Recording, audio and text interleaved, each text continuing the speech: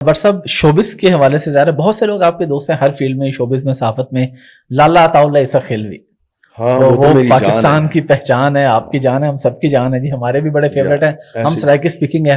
ہمارا ایک مشترکہ دوست ہے، شاید آپ کی بھی کبھی ان سے ملاقات ہو، اطہر عاشق، یو کے میں ہی ہوتے تھے، لالا کے بڑے دوست ہیں. ان کے ریفرنس سے میری ملاقاتیں ہوں، اور بلکہ چند دن پہلے میری بڑی ڈیٹیل گپ شپ ہوئی لالا سے فون پہ. تو میں نے کہا جی پوڈ کاسٹ کا انتظار ہے. انہوں نے کہا بھائی یا تو پھر آپ یو کے آ جاؤ، میرا بھی پلان ہے، شاید میں ادھر جا کے کر لوں، یا وہ جب آئیں گے تو یہاں پہ کریں گے. ان کے حوالے سے میں چاہوں گا، ہمارے کیونکہ ہر طرح کی آڈینس ہے، لوگ بڑی محبت کرتے ہیں ان سے. آپ نے انہیں کیسے انسان پایا؟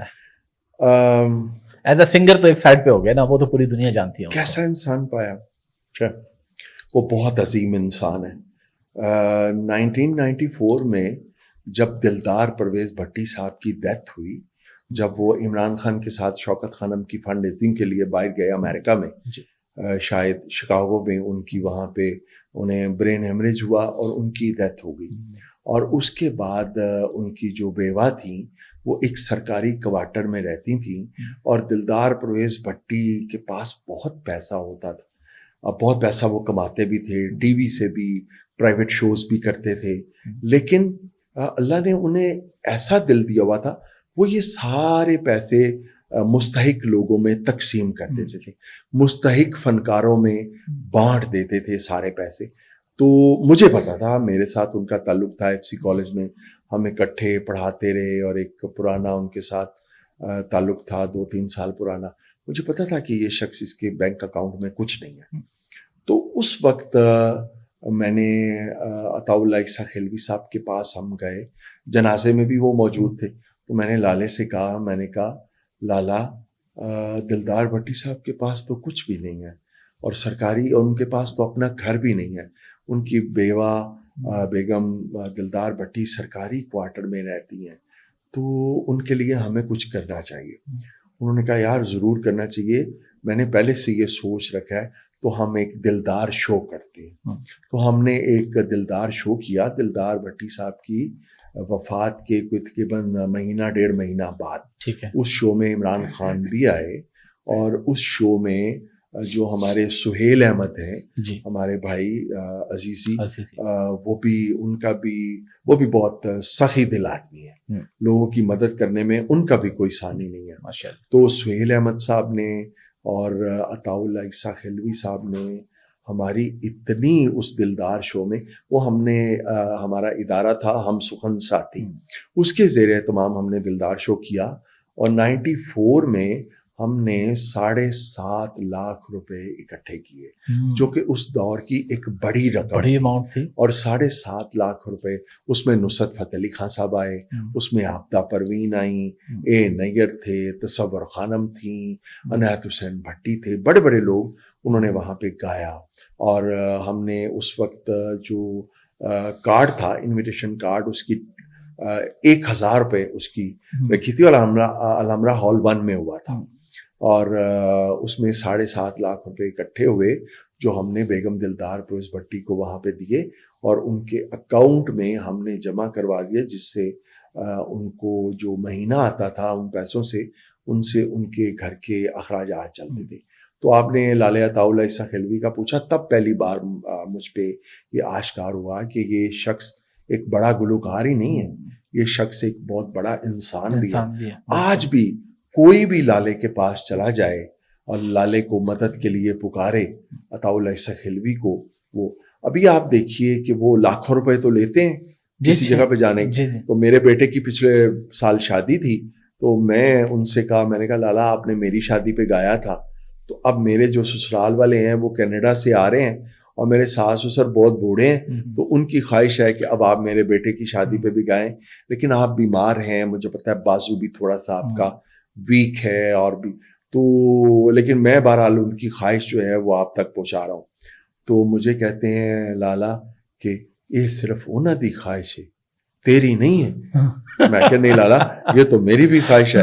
تو پھر لالا آئے، اور انہوں نے 3 گھنٹے میرے گھر پہ، میرے بیٹے کی تیل مہندی پہ انہوں نے گایا، اور 1 پیسہ نہیں لیا. بلکہ جو ان کے ساتھ میوزیشنز آئے تھے، ہم نے بڑی کوشش کی کہ چلیں لالے نے تو کوئی پیسے، تو ان کو بھی، تو انہوں نے بھی کوئی پیسے نہیں لیے، بلکہ لالا جو ہے وہ بیٹے کو سلامی بھی دے کے گئے. تو لالا ایک عظیم انسان ہے. اور میں اللہ کا شکر کرتا ہوں کہ ایک وقت میں ان کی یہ بڑی ایک خواہش بن گئی تھی کہ وہ پالیٹکس میں آئیں, وہ پی ٹی آئی کے پلیٹ فارم سے الیکشن لڑیں. میرے سے انہوں نے مشورہ بھی کیا تھا, تب بیگم صاحبہ بھی ساتھ تھیں. مانچسٹر میں انہوں نے مجھے ڈنر پہ بلایا تو انہوں نے میرے سے مشورہ کیا کہ کیا میں نے انہیں سختی سے منع کیا. میں نے کہا لالا یہ کام آپ نے نہیں کرنا, آپ نے سیاست میں پالیٹکس میں نہیں آنا. شکر ہے کہ وہ پالیٹکس میں نہیں آئے اور بحیثیت ایک گلوکار کے ان کی جو پوری دنیا میں عزت ہے اس میں اضافہ ہی ہو رہا ہے. بالکل. یہ جو آپ نے بات بتائی کہ وہ آپ کے بیٹے کی شادی پہ آئے اور پیسے نہیں لیے, اس طرح کے بہت سے واقعات میں ان کے ذاتی طور پہ جانتا ہوں. ہم نے لاہور میں ایک ایونٹ کیا تو اطہر عاشق صاحب جن کا میں بتا رہا ہوں وہ بھی ہمارے بڑے قریبی دوست سے, لالا سے اچھی گپ شپ تھی. تو ہمارے نا اس ایونٹ میں تھے 25 سے 30 لوگ میری انڈسٹری کے, آئی ٹی کے, ای کامرس کے. میں نے کہا یار لالا عیسیٰ خلوی کو بلا لیں. انہوں نے کہا جا یار 30 بندوں کے لیے وہ تو بھائی اتنے پیسے لیتے ہیں اور اس طرح ہوتا ہے, پھر وہ تو بڑا ہزاروں کا مجمع ہو. تو وہ حیران ہو گئے جب وہاں پہ سسٹم سارا لگا تھا. انہیں لگا کوئی عام سے سنگر آئیں گے. اچانک لالا انٹر 30 لوگوں کا, میرے پاس ویڈیو موجود ہے, 35 لوگ ہوں گے. تو وہ اس طرح بڑے یاروں کے یار آدمی اور بڑا اللہ نے انہیں اتنا مال سے حلال رزق سے یا جس طرح وہ محنت کر رہے ہیں, اللہ نے انہیں اتنا نوازا ہوا ہے. وہ پیسے اس قسم کی چیزوں سے وہ اب بے نیاز. چیریٹی بہت کرتے ہیں وہ.